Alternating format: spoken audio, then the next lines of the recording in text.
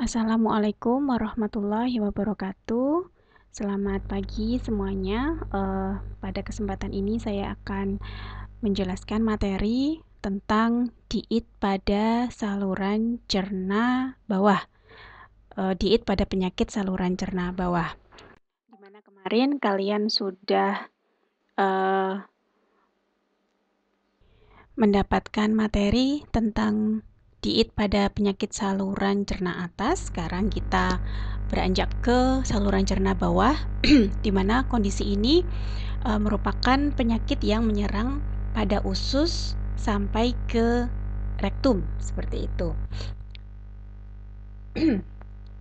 Untuk penyakit pada saluran cerna bawah itu ada beberapa jenis penyakit ya. Jadi dia menyerang bagian usus, kemudian ada usus halus, usus besar, kemudian bagian bawah ya, seperti itu.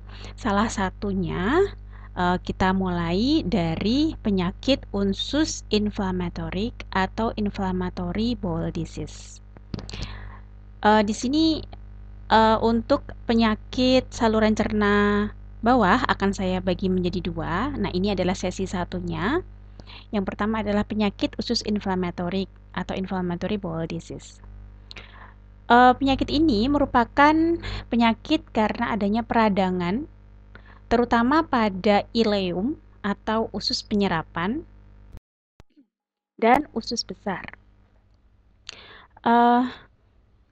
Dengan gejala timbulnya diare, disertai dengan darah, lendir, kemudian ada nyeri abdomen, dan ada penurunan nafsu makan, sehingga menyebabkan penurunan berat badan, disertai dengan demam, dan kemungkinan terjadinya steatorea. Steatorea itu adanya malabsorpsi lemak ya, sehingga ditemukannya lemak pada feses. Penyebabnya adalah infeksi virus atau bakteri atau parasit dan faktor psikologis. Nah, kondisi inflammatory bowel disease ini dapat berupa kolitis ulceratif atau inflamasi pada kolon ya atau pada usus besar sampai rektum. Kemudian ada juga Crohn disease. Kalau Crohn disease itu inflamasinya mulai dari mulut sampai anus. Gitu. Jadi inflammatory bowel disease itu adanya inflamasi pada usus ya, baik usus halus maupun usus besar. Dapat berupa kolitis ulceratif, itu inflamasinya ada pada kolon sampai rektum, yaitu usus besar sampai rektum, dan ada juga Crohn disease. Inflamasinya mulai dari saluran cerna atas ya sampai anus, seperti itu. Itu adalah penjabaran dari inflammatory bowel disease. Nah, kemudian ada juga penyakit saluran cerna bawah, yaitu penyakit diare. Kenapa dua penyakit ini saya gabung, yaitu penyakit inflammatory bowel disease dan penyakit diare? Karena kedua penyakit ini nanti akan memiliki asuhan diet yang sama. Ya, jadi pemberian dietnya nanti sama. Jadi penjelasannya saya gabung dulu. Kalau inflammatory bowel disease itu adanya inflamasi pada usus. Nah, sekarang kita masuk ke penyakit diare. Diare ditandai dengan frekuensi buang air besar dengan konsistensi cair lebih dari 300 ml, jadi volumenya banyak begitu ya. Dan minimal 3 kali sehari. Jadi orang dikatakan diare itu syaratnya 3. Yang pertama adalah konsistensinya cair. Kemudian volumenya banyak, yaitu lebih dari 300 ml, dan frekuensinya lebih dari atau minimal 3 kali sehari atau lebih. Itu adalah syarat dikatakan diare. Jadi dari konsistensi, dari volume, dan dari frekuensi. Penyakit diare ini pada umumnya diikuti dengan kehilangan cairan dan elektrolit, khususnya natrium dan kalium. Karena ada pengeluaran feses yang bentuknya cair seperti itu, sehingga akan diikuti dengan kondisi dehidrasi dan kehilangan cairan dan elektrolit. Nah, elektrolit yang sering loss atau kehilangan pada kondisi diare adalah natrium dan kalium. Diare adalah suatu gejala klinis dari gangguan usus yang ditandai dengan frekuensi defekasi lebih dari biasanya, ya, jadi volumenya lebih dari biasanya, berulang-ulang, jadi frekuensinya lebih dari biasanya, dan konsistensinya lembek atau cair. Nah, itu syarat dari diagnosa seseorang dikatakan diare. Kadang diare dapat disertai dengan lendir atau darah. Ketika kondisi ini terjadi berarti sudah ada luka pada saluran cernanya, yaitu pada usus.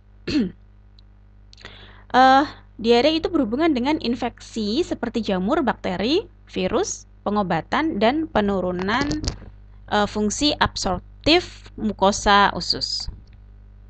Di negara berkembang, diare merupakan penyebab utama mortalitas dan morbiditas di negara berkembang, ya. Kondisi sanitasi buruk dan persediaan air terbatas merupakan salah satu faktor penyebabnya. Karena memang diare itu berhubungan dengan, karena dia adalah penyakit infeksi, ya, dia sangat-sangat berhubungan dengan kondisi sanitasi. Ya, ketika sanitasi buruk, tidak menggunakan air bersih, persediaan airnya terbatas. Nah, penyakit yang sering muncul adalah penyakit ini, penyakit diare. Pada umumnya ini sering terjadi pada anak-anak, ya, yang saluran cernanya itu imunnya kurang, kemudian saluran cernanya masih berkembang seperti itu, sehingga sangat beresiko untuk terserang dari infeksi-infeksi patogen, sehingga sering sakit diare. Nah, prevalensi diare di Indonesia untuk usia di bawah 15 tahun adalah 21,9%.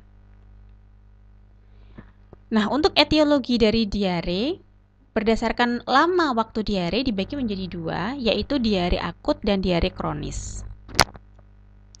Dikatakan diare akut jika kurang dari 2 minggu, yang penyebabnya adalah tadi, ya, infeksi-infeksi patogen seperti virus, protozoa, bakteri, iskemia intestinal, inflammatory bowel disease, dan colitis. Jadi tidak hanya karena infeksi virus saja, biasanya penyakit-penyakit seperti iskemia intestinal, inflammatory bowel disease, dan colitis itu bisa memicu diare. Begitu. Nah, untuk diare kronis adalah diare yang lebih dari 2 minggu. Ya. Untuk penyebab dari diare kronis ada 4, yaitu yang pertama adalah diare osmotik. Diare osmotik merupakan salah satu penyebab dari diare kronis, ya.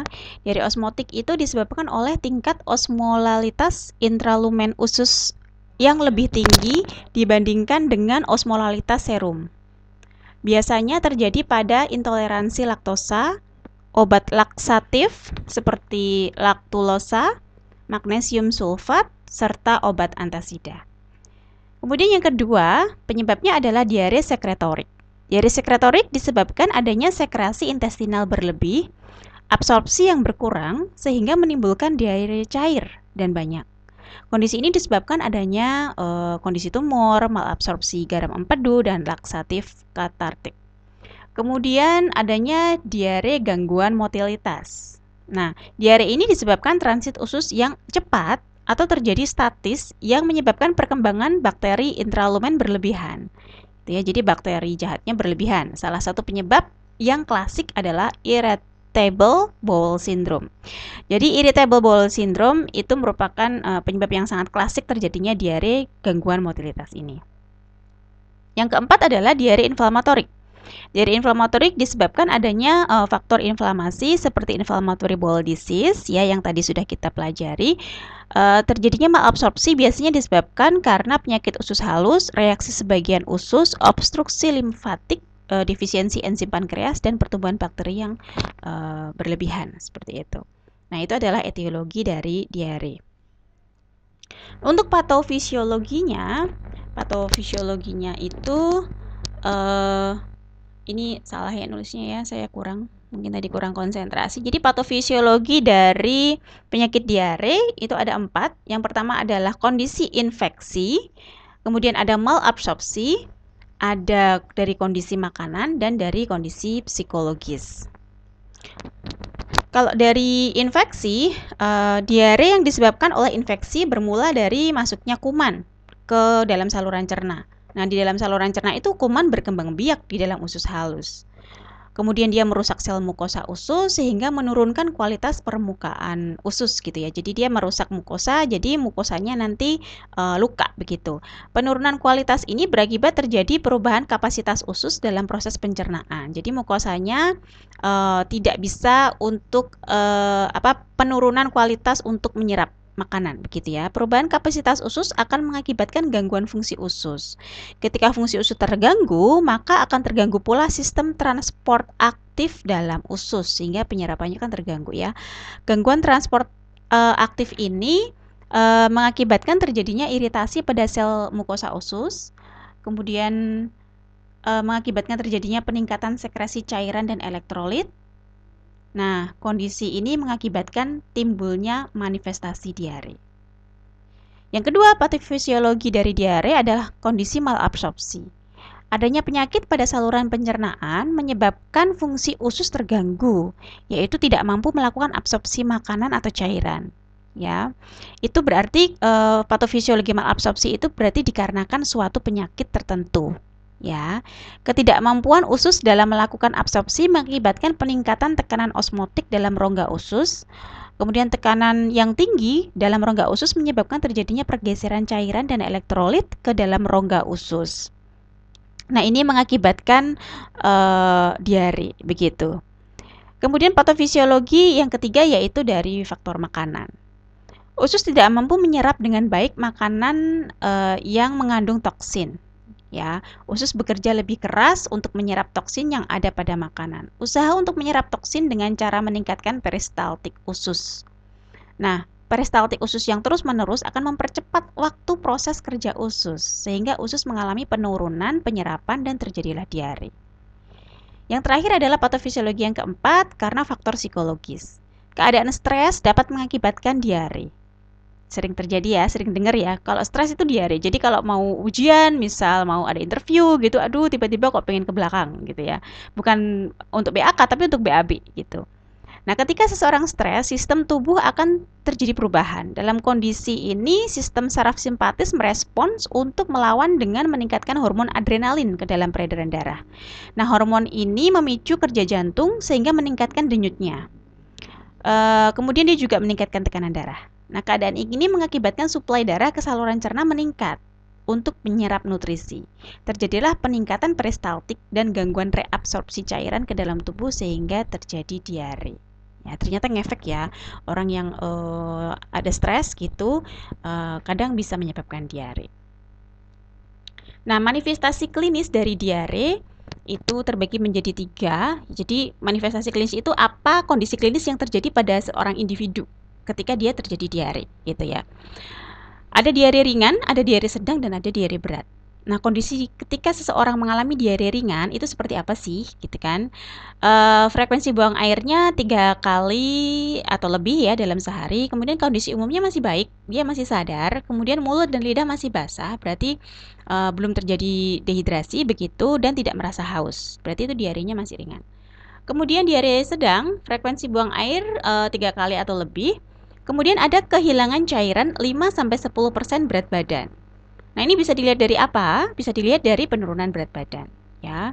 Terkadang ada muntah, kemudian rasa haus, air seninya sedikit, nafsu makannya berkurang, aktivitasnya menurun jadi lemas begitu ya. Kemudian matanya cekung, mulut lidah kering karena sudah terjadi kondisi dehidrasi, kehilangan cairan. Kemudian nadi lebih cepat. Kemudian ada diare berat. Nah, kondisi diare berat ini merupakan kehilangan cairannya lebih dari 10% dari berat badan. Jadi ketika ditimbang sudah terjadi penurunan berat badan ya, dan yang hilang itu adalah cairan. Jadi ketika orang yang diare itu ada penurunan berat badan, itu yang kehilangan yaitu cairannya. Bukan lemak ya, bukan jadi langsing begitu, tapi yang hilang cairannya.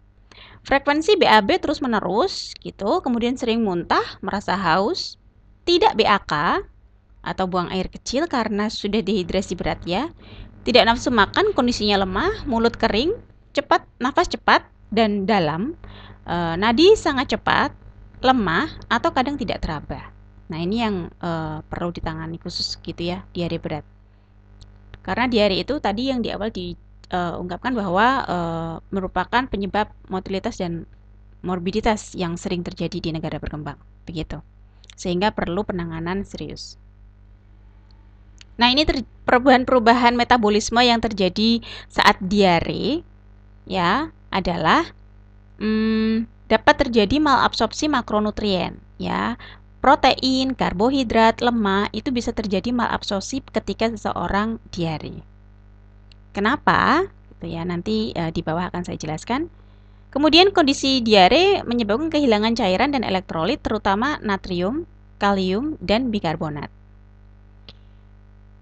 Kondisi kehilangan cairan ini tentunya berhubungan dengan fesesnya yang cair, kemudian ada mual muntah gitu ya, sehingga resiko untuk kehilangan cairan itu besar dan itu memang terjadi gitu pada kondisi diare yang sedang dan berat. Nah, pada umumnya orang yang diare itu kan kadang diberi cairan elektrolit ya, oralit seperti itu, atau bisa bikin sendiri oralitnya dengan campuran gula dan garam. Kenapa oralit itu harus gula dan garam? Kan?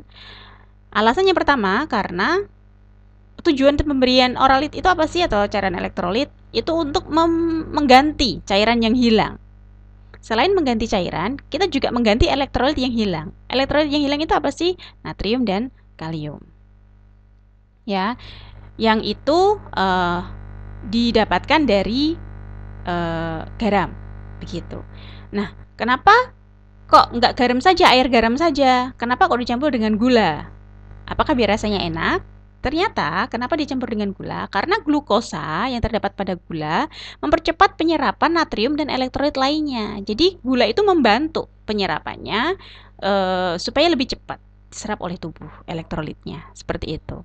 Pada diare akut sering terjadi intoleransi laktosa. Jadi ketika sebelumnya dia minum susu itu tidak apa-apa, tapi ketika kondisi diare, minum susu malah jadi tambah parah. Begitu. Karena ya tadi ada gangguan pada mukosa usus ya, sehingga penyerapan laktosa itu menjadi terganggu karena ada gangguan pada mukosa usus itu tadi. Yang ketika tidak ada gangguan itu kita nggak apa-apa minum susu gitu ya. Tapi ketika terjadi gangguan, nah minum susu itu malah menjadi memperparah. Terjadi intoleransi laktosa. Kemudian pada orang yang diare, villi ususnya itu mengalami atrofi. Ya, kamu tahu ya, jadi saluran cerna manusia di bagian usus itu ada villi-villi. Jadi kayak anduk kecil seperti itu. Ya, nah ada jonjot usus gitu ya. Nah, ketika dia diare, karena tadi dia menyerang mukosa, saluran cerna yaitu usus gitu ya, maka villi ususnya itu atrofi. Atrofi itu jadi dia mengecil gitu. Jadi villi usus yang harusnya ada jonjot-jonjot usus gitu ya, atau villi-villi usus yang kayak anduk gitu kecil-kecil gitu ya, itu tuh dia mengecil sehingga saluran cernanya itu jadi flat, datar gitu, nggak ada jonjot-jonjotnya karena dia mengecil, atrofi.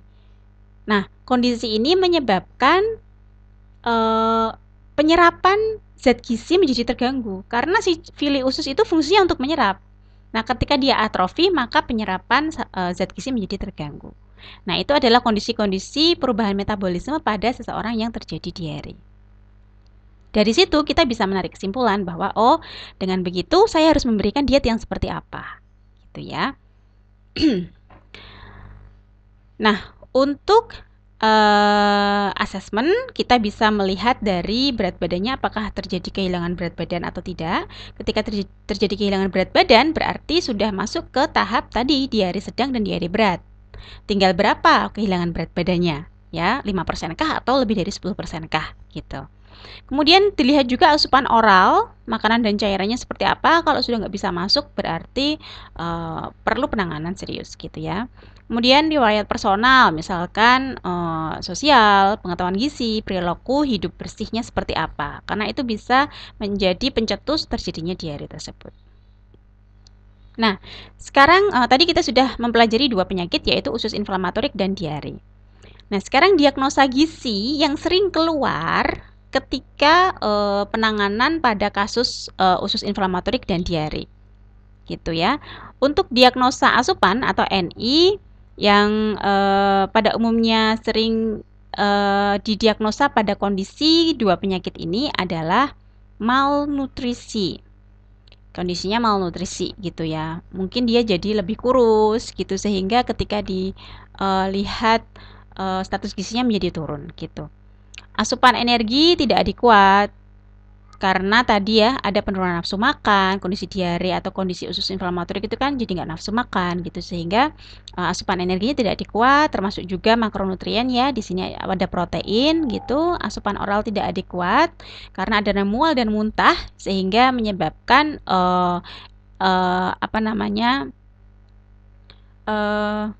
diagnosa asupan yaitu asupan oral tidak adekuat itu bisa kita tegakkan pada terminologi diagnosa gizi. Kemudian asupan mineral, vitamin tidak adekuat, pasti ya, karena kalau semuanya nggak masuk berarti mulai dari makronutrien dan mikronutrien termasuk juga cairan juga tidak adekuat. Kemudian diagnosa klinis yang bisa ditegakkan ketika menangani dua penyakit ini adalah utilisasi zat gizi terganggu. Nah, ini ada di NC ya, NC 1.4 sepertinya kalau tidak salah. Utilisasi zat gizi terganggu. Karena apa? Penggunaan zat gizinya terganggu. Iya, pasti. Karena tadi kita sudah tahu ketika diare itu fili ususnya atrofi. Sehingga penyerapannya terganggu, penggunaannya juga jadi terganggu zat gizinya. Seperti itu. Sehingga ini bisa kita tegakkan. Kemudian kehilangan berat badan. Ya kan, diare tadi bisa ada penurunan berat badan karena kehilangan cairan. Kemudian berat badan kurang. Ini juga bisa kita tegakkan jika kondisinya status gizinya kurang. Kemudian diagnosa perilaku. Nah, kita bisa lihat nih pengetahuan makanan dan gizinya seperti apa. Pengetahuan terkait makanan dan gizi. Jangan-jangan dia kurang pengetahuan sehingga asupan makannya menjadi tidak terkontrol, tidak aman seperti begitu. Kemudian dua penyakit ini seringnya menegakkan untuk diagnosa perilaku atau NB itu sering ditegakkan yaitu konsumsi makanan yang tidak aman. Ya, ada kan ya. Jadi safety food itu kan ada pada terminologi diagnosa perilaku atau NB. Kalau nggak salah di bagian NB1 dan NB3 gitu. Coba nanti dicek di buku IDNT ya. Begitu ya. Jadi ini sering-sering ditegakkan karena kondisi diare itu berhubungan dengan konsumsi makanan yang tidak aman. Sehingga biasanya diagnosanya ditegakkan pada terminologi mengkonsumsi makanan yang tidak aman. Nah, sekarang tujuan diet dari penyakit usus inflamatorik dan diare. Kenapa ini saya gabung? Karena tujuan dietnya sama, yaitu memperbaiki ketidakseimbangan cairan dan elektrolit, mengganti kehilangan zat gizi dan memperbaiki status gizi yang kurang, kemudian mencegah iritasi dan inflamasi lebih lanjut, serta mengistirahatkan usus ketika kondisinya akut. Maksudnya kondisinya akut itu yang seperti apa? Pada umumnya kondisi akut itu terjadi diarenya itu ada lendir dan darah. Berarti itu kondisinya akut. Ya, berarti masih terjadi luka pada saluran cernanya, sehingga harus diistirahatkan ususnya biar sembuh dulu, biar nggak luka. Ketika dia luka, ketika dia fesesnya ada darahnya, berarti kan saluran cernanya luka. Ya, ketika saluran cernanya luka, biar dia sembuh berarti diistirahatkan dulu ususnya, gitu ya. Saluran cernanya diistirahatkan dulu, gitu, dengan tidak memberikan makanan atau hanya diberikan parenteral saja, gitu. Supaya tidak ada makanan yang masuk, dia istirahat dulu. Biasanya cuma 1-2 hari, setelah itu baru diberikan makanan mulai dari cair, kemudian saring, kemudian makanan lunak. Seperti itu. Nah, syarat diet untuk usus inflamatorik dan diare ya karena dia sama ya manifestasi klinisnya sehingga dietnya sama. Dietnya yaitu diet rendah sisa. Nih ya, dietnya rendah sisa. Nah, pada masa akut tadi ya dipuasakan, diberi parenteral, hanya diberi parenteral. Jadi tidak ada makanan yang masuk supaya saluran cernanya benar-benar istirahat untuk penyembuhan. di samping itu ketika nanti dia dirawat di rumah sakit pasti ada tindakan medis sehingga penyembuhannya jadi lebih cepat gitu. Pada hari kedua atau hari ketiga, nah mulai kita berikan makanan dari bentuk cair karena dipuasakan ini juga nggak boleh terlalu lama ya. Kemudian pada fase akut, ketika fase akut itu teratasi, ya, fase akut itu teratasi, kita mulai memberikan makanan secara enteral atau oral, secara bertahap, ya. Mulai dari bentuk cair, kemudian meningkat menjadi saring, kemudian ke makanan biasa. Jenis dietnya adalah diet rendah sisa. Ya, kebutuhan gizinya seperti ini. Energinya cukup sesuai kebutuhannya, jadi kita bisa hitung menggunakan rumus perhitungan energi, biasanya menggunakan Mifflin ya untuk pasien sakit. Kemudian lemaknya cukup 10-25% kebutuhan. Nah, tadi kita sudah pelajari bahwa pada kondisi diare itu terjadi malabsorpsi makronutrien ya, karbo, protein, dan lemak. Itu terjadi malabsorpsi. Sehingga pada umumnya bisa terjadi steatorea, bisa terjadi steatorea, yaitu ini merupakan malabsorpsi lemak ya, ditandai dengan fesesnya itu ada lemaknya gitu ketika dites gitu ya secara biokimia. Nah, kondisi steatorea ini tindakan asuhan gizinya adalah diberikan diet rendah lemak dan lemaknya diganti bentuknya MCT ya, lemaknya yang medium seperti itu. Nanti kalian bisa pelajari MCT itu jenis makanannya apa saja, jenis bahan makanan yang merupakan lemak bentuk MCT itu apa saja. Nah, itu baik untuk diberikan pada kondisi orang yang menderita usus inflamatorik atau diare yang mengalami steatorea atau malabsorpsi lemak. Kenapa? Karena MCT itu sangat-sangat mudah diserap. Ya, jadi dia nggak perlu waktu lama, nggak perlu usaha banyak, dia bisa diserap begitu. Sehingga ini merupakan salah satu alternatif untuk menyiasati malabsorpsi lemak yang terjadi. Gitu ya. Kemudian untuk karbohidrat diberikan cukup ya, sisa dari lemak dan protein. Nah, kemudian seratnya rendah karena dietnya diet rendah sisa ya, maka seratnya rendah, yaitu maksimal hanya 8 gram per hari. Nah, ini kalian perlu cek ketika memberikan terapi diet pada pasien ini, cek jumlah seratnya. Ya, nggak boleh lebih dari 8 gram. Seperti itu. Karena apa? Karena ketika seratnya banyak, ya dia akan memperparah kondisi iritasi pada saluran cerna serta kondisi diarenya. Gitu. Jadi untuk orang yang diare itu memang diberi rendah serat dietnya.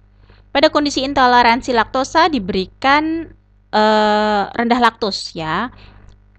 Jadi untuk kondisi diare lebih baik diberikan produk-produk yang tidak berasal dari susu atau turunannya, susu, keju, yogurt gitu, lebih baik dihindari dulu. Karena walaupun pada awalnya individu itu tidak mengalami intoleransi laktosa, namun ketika kondisi diare, intoleransi laktosa itu umum terjadi. Ya, karena tadi mukosa ususnya sedang bermasalah gitu. Sehingga ketika ada laktosa masuk, dia tidak bisa menerima dengan baik seperti umumnya usus yang sehat. Seperti itu. Nah, hindari produk susu, daging dengan serat kasar ya, serta makanan yang menimbulkan gas karena ini akan jadi menimbulkan masalah di saluran cernanya. Kemudian suplemen yang bisa diberikan yaitu asam folat, B6, B12, kalsium dan vitamin D. Ini untuk mensupport ada juga suplemen zinc. Ya, ini mungkin kurang ya, zinc. Zinc itu sangat baik diberikan untuk orang yang diare. Karena apa? Karena zinc itu membantu tadi fili usus yang atrofi pada orang yang diare itu terbantu bisa dicegah dan terbantu menjadi baik lagi fili ususnya ketika ditambahkan suplemen zinc gitu. Sehingga sering ya kita dengar bahwa kalau diare dikasih suplemen zinc gitu. Itu memang betul adanya gitu ya. Kemudian hindari makanan yang mengandung biji-biji kecil. Karena itu ketika ada usus inflamatorik disease tadi ya, itu kan berarti ada inflamasi di usus gitu ya. Ketika biji kecil itu masuk, dia pada umumnya biji kecil itu tidak tercerna dengan baik ya, sehingga dia masih kasar bentuknya. Nah, ketika dia menempel pada usus yang terjadi inflamasi, itu malah akan menimbulkan infeksi. Seperti itu. Oke, itu merupakan diet dari penyakit usus inflamatorik dan diare. Jadi ini adalah syarat dietnya seperti ini. Nanti bisa ada penambahan suplemen zinc seperti itu. Kemudian untuk kondisi diare itu bisa juga ditambahkan suplemen atau makanan tambahan, yaitu berupa makanan-makanan yang mengandung prebiotik dan probiotik gitu. Nah, tapi tidak dalam bentuk yang berbasis susu ya. Probiotik itu kan kita bisa dapatkan dari makanan seperti yogurt. Nah, yogurt itu kan berbasis susu. Walaupun dia baik, probiotiknya itu baik untuk meningkatkan bakteri baik di dalam usus kita yang sedang bermasalah karena tadi ada patogen masuk, kita kan harus punya tentara untuk melawan patogen atau bakteri yang jahat. Sehingga kita harus menambah bakteri baik di dalam usus, yaitu probiotik. Kita harus perlu tambahan probiotik. Namun, pilih tambahan probiotik itu dari suplemen atau dari makanan-makanan yang tidak berbasis susu. Ya, misal kalian kalau tahu apa namanya apa yang menyebutnya, bukan suplemen ya, tapi seperti serbuk seperti itu ya, yang mengandung probiotik untuk bisa kita konsumsi, sehingga untuk bisa dikonsumsi oleh pasien juga, sehingga itu bisa menambah bakteri baik pada saluran cernanya. Kenapa tidak boleh yang berbasis susu? Karena ini tadi, dia ada intoleransi laktosa, jadi akan memperparah kondisi ketika kita memberikan probiotiknya itu dari makanan yang berbasis susu, gitu. Oke, itu tadi adalah manajemen diet untuk penyakit inflammatory bowel disease dan diare. Sekarang kita masuk ke penyakit divertikuler kolon, ya. Divertikuler. Divertikuler merupakan herniasi mukosa dan mukosa kolon yang menembus keluar dinding kolon, gitu. Divertikuler itu terdiri dari dua jenis, yaitu divertikulosis dan divertikulitis. Divertikulosis itu adalah terjadinya divertikel atau herniasi pada saluran gastrointestinal. Jadi timbulnya kayak semacam apa ya, saluran cernanya atau ususnya itu ada hernia. Jadi ada muncul seperti apa ya, kayak udun, tahu nggak sih apa ya, sesuatu yang dia menjorok ke dalam. Nah, seperti itu. Itu divertikulosis. Nah, untuk divertikulitis itu peradangan yang terjadi pada divertikelnya. Jadi ketika tadi ada sesuatu yang menonjol, nah di situ terjadi infeksi atau peradangan, berarti itu dinamakan divertikulitis. Ya, jadi divertikulitis itu terjadi peradangan pada divertikel karena adanya bakteri atau zat-zat yang terjebak pada divertikel. Karena adanya bakteri atau zat-zat yang terjebak pada divertikel gitu. Jadi divertikelnya itu ada bakterinya sehingga dia terjadi peradangan dan infeksi. Nah, gambarnya itu kayak gini. Nah, ini loh divertikel.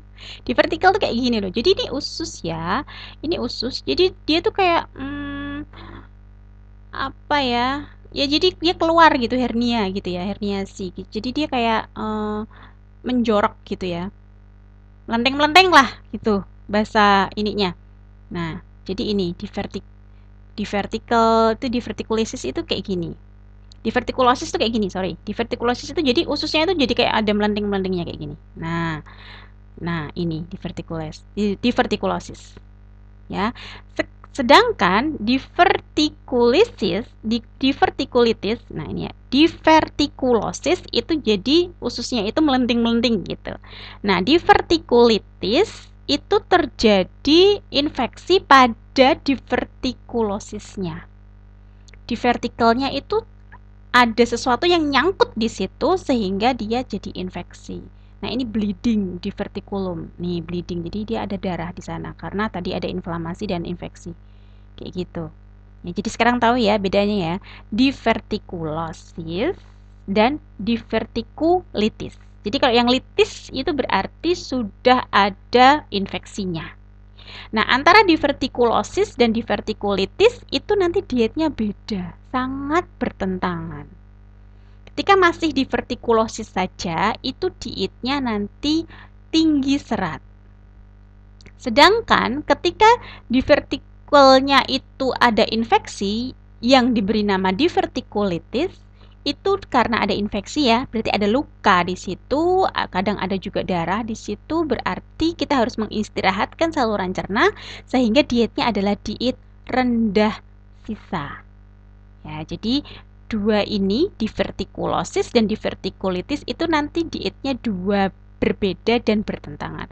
Kalau yang masih divertikulosis saja belum ada infeksi, berarti kita berikan diet tinggi serat supaya divertikelnya itu hilang gitu. Karena kondisi ini dipicu, divertikulosis itu dipicu karena konsumsi kurang serat gitu. Nah, ketika divertikelnya itu terjadi peradangan yang diberi nama divertikulitis, maka kita berikan diet rendah serat karena sudah ada luka di situ sehingga harus diistirahatkan. Gitu ya, paham ya? Nah, epidemiologi kondisi penyakit divertikular colon ini banyak terjadi pada masyarakat yang kurang konsumsi serat. Ya, jadi apalagi kita tahu bahwa masyarakat Indonesia itu dari Riskesdas tahun 2018, 90% masyarakat Indonesia kurang konsumsi sayur dan buah. 90%. Nah, kalau sayur dan buahnya kurang, otomatis seratnya kurang. Sehingga banyak terjadi pada masyarakat yang kurang serat itu penyakit ini, gitu. Kemudian dia meningkat sejalan bertambahnya usia, ya karena bertambahnya usia itu terjadi penurunan motilitas usus sehingga bisa menimbulkan pemicu terjadinya kondisi divertikular colon. Gitu. Nah, sekarang untuk dietnya bagaimana? Kita bahas dulu yang pertama yaitu diet yang divertikulosis. Ya, divertikulosis itu berarti tadi ya yang ususnya itu ada divertikelnya gitu ya. Jadi belum terjadi infeksi, dia masih ada melenting-melentingnya gitu. Ada hernia-hernianya pada saluran cerna bawahnya gitu.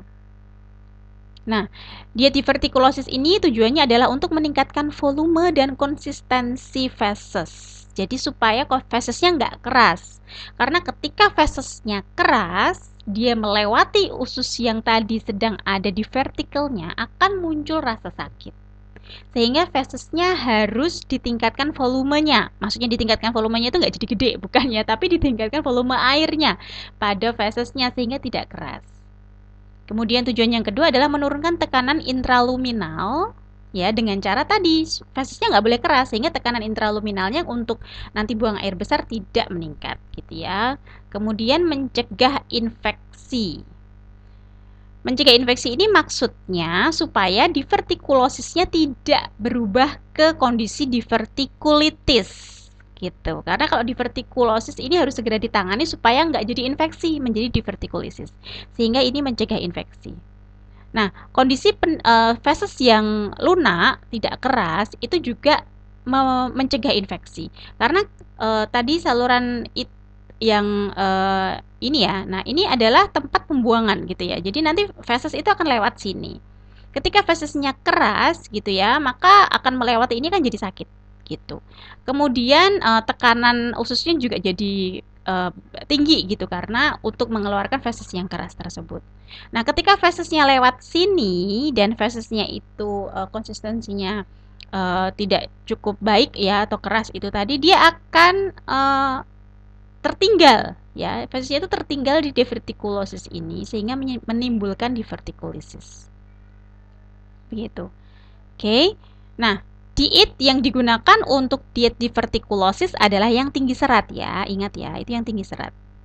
Syaratnya adalah seperti pada umumnya ya, kebutuhan energi, zat gizi lain adalah normal atau sesuai kebutuhan.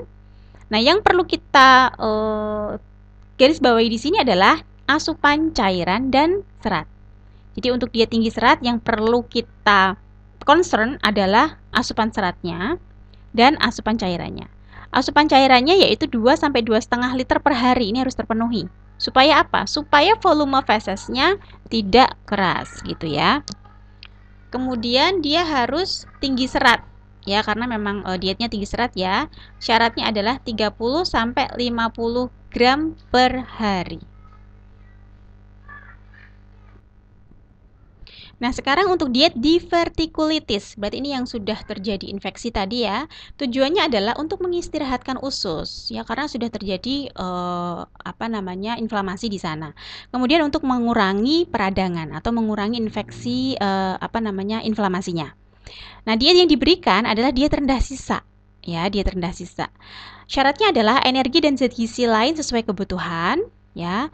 Bila ada perdarahan, maka diistirahatkan dulu. Berarti tidak diberikan makanan apapun atau dipuasakan ketika terjadi perdarahan. Sama ya yang dengan diare tadi ya. Ketika terjadi perdarahan, maksudnya fesesnya itu ada darahnya, biasanya darah segar gitu ya, merah, ada merahnya, ada darahnya gitu ya. Maka diistirahatkan dulu, dipuasakan. Kemudian kita mulai dengan makanan dari cair jernih gitu. Kemudian diberikan rendah sisa secara bertahap ya, cair jernih, cair penuh, cair kental, kemudian saring. Nah, kemudian baru ke makanan lunak. Hindari makanan yang mengandung biji-biji kecil ya, sama dengan yang tadi karena takutnya biji kecil itu nyangkut ke divertikulnya sehingga menyebabkan memperparah divertikulitisnya. Seperti itu. Kemudian diberikan rendah laktosa ya, karena saluran cerna itu beresiko ya, karena sudah ada infeksi di sana di saluran cernanya, berarti ditakutkan bahan makanan yang tinggi laktos itu akan memperparah kondisi, menyebabkan intoleransi laktosa, sehingga diberikan yang aman saja, rendah laktos. Untuk mencegah konstipasi diberikan karena tadi diet yang diberikan adalah rendah sisa, maka ditakutkan terjadi konstipasi kan karena seratnya kurang, maka disiasati dengan pemberian cairan yang cukup, yaitu 8 gelas per hari. Ya, seperti itu. Oke, itu adalah manajemen asuhan gizi pada diet divertikular kolon. Nah, sekarang kita ke penyakit konstipasi. Konstipasi adalah keadaan buang air besar yang jarang, kurang dari 3 kali seminggu, tinjanya keras dan kering gitu ya. Berkurangnya buang air besar 25% dari normal. Dapat disebabkan karena diet rendah serat. Ya, ini sering sekali merupakan faktor penyebab dari konstipasi ya. Aduh, kurang serat nih gitu ya. Kurang sayur, kurang buah gitu. Kemudian makan tidak teratur itu juga merupakan penyebab dari konstipasi. Kurang olahraga gitu ya, mengabaikan rangsangan dari BAB gitu. Kurang olahraga kenapa bisa menyebabkan konstipasi? Iya, karena ketika kita berolahraga, maka saluran cernanya kita itu akan bekerja dengan baik gitu ya. Jadi motilitas ususnya juga akan bekerja dengan baik gitu. Kalau orang jarang olahraga, itu pergerakan ususnya lambat, sehingga menyebabkan konstipasi. Ya, kemudian mengabaikan rangsangan BAB itu juga jadi diempet gitu ya. Kalau mau BAB diempet itu bisa jadi konstipasi karena fesnya ini jadi padat gitu. Kemudian susah keluar, jadi konstipasi. Nah, dan lain-lain gitu. Jadi kondisi konstipasi itu bisa jadi karena kehamilan, ya. Kehamilan itu bisa menyebabkan konstipasi gitu. Bisa di flashback lagi mata kuliah GDH-nya dulu ya. Kenapa kehamilan bisa menyebabkan konstipasi? Ya, gitu. Oke. Terapi diet untuk konstipasi dengan cara meningkatkan konsumsi serat ya, diberikan diet tinggi serat. Ya, sedikitnya 5 porsi sayur dan buah. Dalam satu hari itu 5 porsi. Serta 6 porsi sereal atau roti dengan serat tinggi. Jadi karbonya, makanan pokoknya kita ganti dengan karbohidrat yang kompleks. Seperti sereal, roti, kemudian ada ubi, itu kan seratnya tinggi. Beras merah gitu seratnya tinggi. Gitu. Nah, itu sangat-sangat membantu kondisi konstipasi. Tingkatkan asupan serat secara perlahan, jadi nggak langsung tinggi 50 gram per hari gitu ya. Nah, nanti dia begah perutnya karena terlalu banyak serat gitu ya. Jadi ditingkatkannya bertahap gitu. Kemudian kita tahu bahwa diet konstipasi itu selain asupan serat yang harus kita concern, selain itu adalah konsumsi cairan ya harus cukup harus tinggi. Ini ya, 2 sampai 2,5 liter per hari harus dipenuhi. Seperti itu. Ya. Oke, itu adalah beberapa penyakit untuk mata kuliah dietetika di materi penyakit saluran cerna bawah bagian 1. Ya, minggu depan kita akan lanjutkan dengan saluran cerna bawah bagian 2, itu nanti ada beberapa penyakit lainnya. Demikian, semoga bermanfaat. Saya tutup ya. Wassalamualaikum warahmatullahi wabarakatuh.